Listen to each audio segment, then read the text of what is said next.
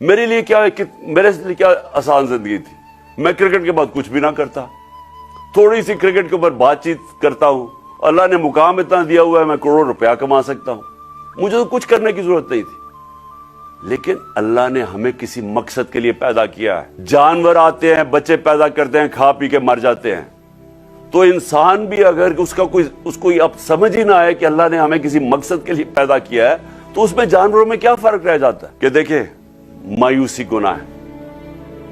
آپ مایوس ہو کے گھر بیٹھ جائیں یا آپ باہر ٹکٹ لے کے کسی اور ملک میں چلے جائیں اور کوئی نوکری مل جائے، میری نظر میں یہ ایک انسان اپنی جو ڈیوٹی ہے معاشرے کو، اس سے بھاگتا ہے۔ اصل آپ سب کی ڈیوٹی یہ ہے کہ ہم اب کھڑے ہوں اور ہم ان چوروں کا اور اس کرپٹ نظام کا مقابلہ کریں۔ اللہ کے بعد اس ملک کے جو وارث ہیں وہ عوام ہیں، اور کوئی نہیں۔ عوام اس ملک کی وارث ہے، اور میں آپ میں سے ہوں۔